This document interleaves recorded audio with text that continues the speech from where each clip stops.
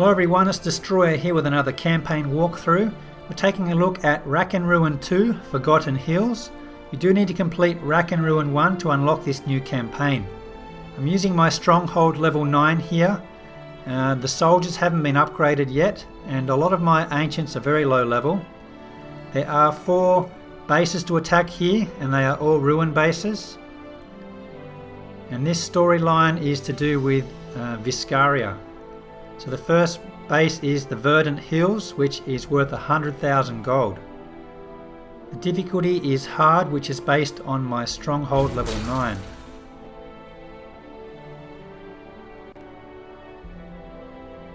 So once again we have this very nice ruin theme, and in the middle we have a Fallen Castle level 9. I don't know what the wall level strength is on this, because they are all purple and a special level. There's a lot of spell towers around the outside, very high level here. Much splash damage in the north side there, and one more on the corner. There's lots of watchtowers around the outside and a couple of sky watchers in the middle. In the northwest we do have a bunker and 2 Dark Primus wells, so there's a lot of easy mana for your dragon. And in the southeast we have 4 gold smelters. So I'm going to clean up the outside with the dragon first, and I'm using Lyris mostly for the unstable current, since I will be able to easily collect 15 mana here. Unstable current does a high amount of damage to a single target, and if you manage to take that target down quick enough, it will automatically recast for no extra charge. So I'm going to attack from the northeast here. I'm going to get into that blind spot of all those arrow launchers and catapults. I can use soldiers here, but mine aren't high level, so I'm going to switch on over and use 1 mauler to help me get through the wall.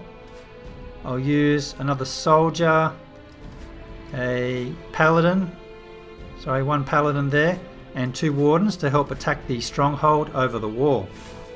So my point of entry will be northeast, but first I will use the dragon. Unfortunately I only have 4 Veil. Taliesin or Emberclaw would do a lot better here, since it does damage when you do the sweep. So here I can easily clean up a lot of mana on the outside. I'll do the same on the other side and get these 4 smelters. I'm not really using the freeze effect with the sweeping, but that is an alternative method. You can sweep over the defenses to help you. Here I'm just using it as a snipe. Be wary of the time, since the 4 Veil can be a little slow cleaning up.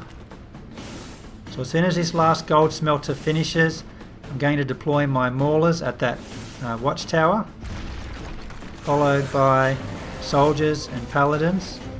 Going to hold off on the wardens for now. I cast Unstable Current on the Sky Watcher, which destroyed and then automatically recast. And that's going to have some sort of domino effect as I take down the rest of these defences. It's really helping me out a lot here. It's almost time to deploy the wardens. I wanted to make sure that there were no defences within range before I deployed those. So these can attack over the wall and take down that stronghold. I'm getting a lot of mana here with the Unstable Current automatically recasting. So I'm going to use it again so it can continue to take down more defences around the corner. Just need that last bit of gold on the corner as well. I can use Unstable Current on that. It does a lot of damage on the first strike. And as you can see, I cleaned up all of the loot with Lyris. Alternatively, you could use Taliesin, which has a similar spell. If you do get Taliesin up to a higher level, it can do a lot more damage on the initial strike. So there you have it, 100,000 gold on this one.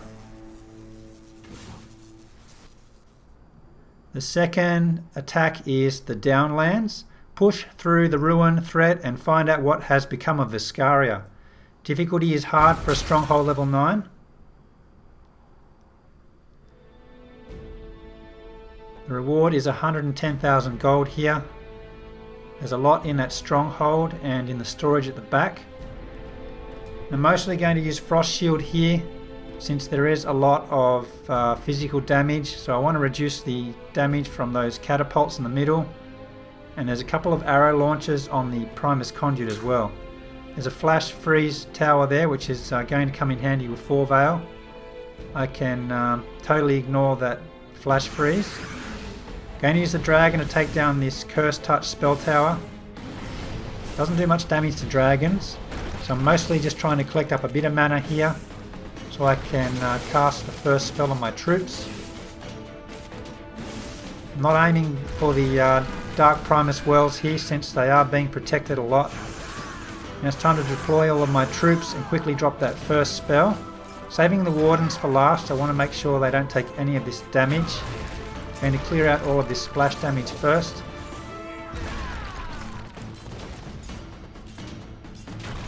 I've cleared a good path there.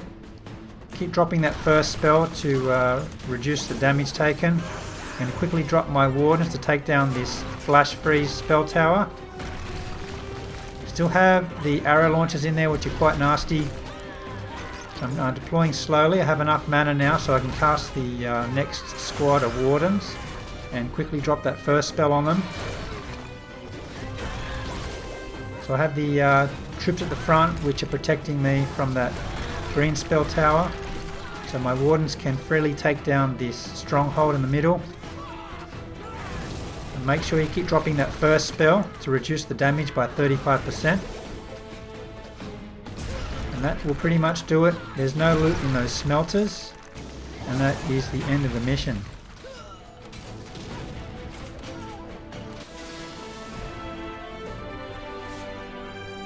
$110,000 gold there. Keep an eye on your storage. It's a lot of gold for a Stronghold 9. The next mission is Whispering Heights. We are nearing the Nature Dragon's lair. Difficulty is hard again for Stronghold 9 and the reward is 120,000 gold. This base is quite crazy. It's totally surrounded by very high level spell towers. The Dark Primus Wells are outside of reach, so you can snipe that with a dragon. I actually did 2 attempts on this one. You'll notice I only have 22,000 gold left because I was sniping a lot with my dragon and ran out of time. So keep an eye on the time. Once again, it's preferable to use Taliesin or Emberclaw if you have it, since they will damage these spell towers quite a lot. Now I'm using Jal here, even though it is only level 1. The first spell is quite good. It still disables the spell tower for 15 seconds. That's regardless of Jal's level. So these are all level 45. I'm going to totally ignore the Arc Lightning spell tower since I'm using a full Warden army here. They can take that down without being harmed. So my main focus here is definitely going to be the Flame Bolt spell towers and the Flash Freeze. So my first goal here is to snipe a lot of the mana. I want to get as much mana as possible to use Jal's first spell and disable these spell towers. I'm not going to snipe all of them since I did run out of time the first time. So I'm just going to snipe 3 sides and then start deploying my troops in the southwest. Have almost 15 mana now. So I can start dropping a couple of squads of Wardens to take down some more mana. Dark Primus Wells. Try and spread your troops out a little bit. You don't want them to take too much damage. I'm going to drop Joust spells on the blue and red spell towers. Purple if you have some extra, but they don't damage too much. I won't be healing here, so it's not that important to take down the purple spell towers, which prevent healing. So as you can see, Jal's first spell is very handy here. 15 seconds of spell tower disabling.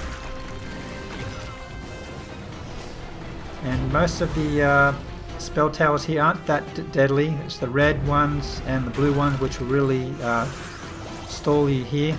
Have plenty of Wardens, plenty of mana, so it's just a matter of keep disabling these spell towers, and it wasn't much of an issue here. Level 1 Jal, 4 Veil and a full Warden army on a Stronghold 9. It is possible to take the rest down, however it's not important since there's no more loot. So let's just end the mission here.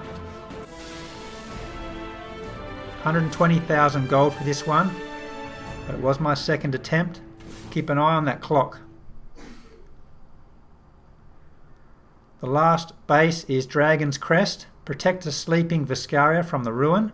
Difficulty is hard and worth 150,000 gold.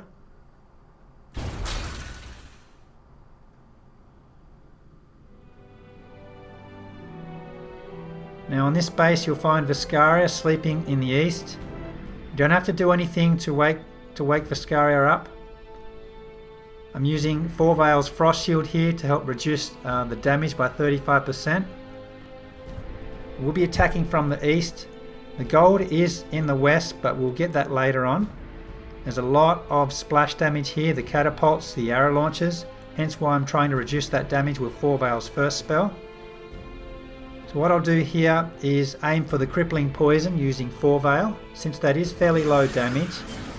It's not really crucial to take this one down. 4 Veil is getting poisoned there, however you can take that tower down before dying. Viscaria is distracting the Flame Bolt spell tower, so I'm quickly dropping 2 Wardens and a Paladin to take that down quickly. I did sweep my 4 Veil a little bit too early to get the loot, however it's not too much of an issue since I am attacking from the northwest. I deployed my soldiers in there to distract the catapults, and 1 more will go in the north. So my main focus here is distracting the defences so my Wardens can take down the stronghold. Don't forget to keep deploying that first spell to reduce the damage. That will keep your soldiers alive long enough for the Wardens to take down the stronghold. So 4 Veil died, however it already took down all of the gold for me. So it's just a matter of finishing off this stronghold to complete the mission. And there you have it, all the gold and the stronghold down, so that's the end of the mission.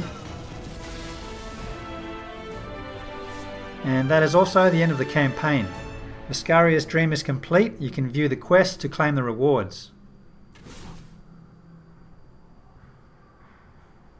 There's a little bit more storyline there to read through, but once you're done you can tap on the top banner there where it says visit the highest ranked player. That will take me into the quests.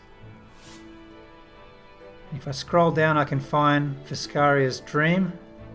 There it is. Complete the Wrack and Ruin 2 campaign. You get a rare Primus chest and 42,000 gold once you claim that. So that is the end of this campaign. I used a stronghold level 9. My soldiers were still upgrading to level 5, however I can still manage to beat it with a stronghold 9. You could definitely complete this campaign with a lower level stronghold since you do have the use of the battle boost as well. I hope this video will help you complete the campaign. That's all for now guys, bye!